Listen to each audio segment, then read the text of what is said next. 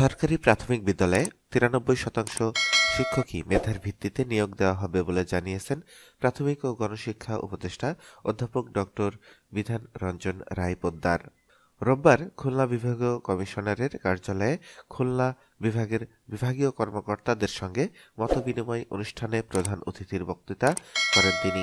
উপদেষ্টা বলেন, প্রাথমিক বিদ্যালয়ে শিক্ষক নিয়োগের ক্ষেত্রে আগের মতো কোটা না রাখার বিষয়ে মন্ত্রণালয়ের পক্ষ থেকে উপদেষ্টা পরিষদে অনুমোদনের জন্য প্রস্তাব পাঠানো হয়েছে। সাধারণভাবে অন্য চাকরিতে যেমন ৭% কোটা রয়েছে, এখানেও তেমনটি থাকবে।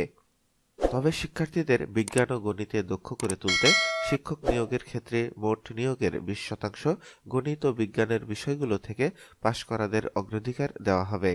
নেহার রঞ্জন রায় বলেন, শিক্ষকদের আর্থিক ও সামাজিক মর্যাদার উন্নতি ঘটানো এখন সময়ের দাবি।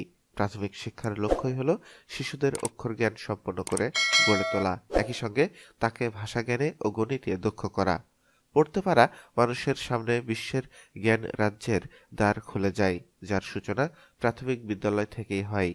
উপদেষ্টা আরও বলেন, যেসব বিদ্যালয়ে খুব কম সংখ্যক শিক্ষার্থী আছে সেগুলোকে পাশের স্কুলে একীভূত করার চিন্তা রয়েছে।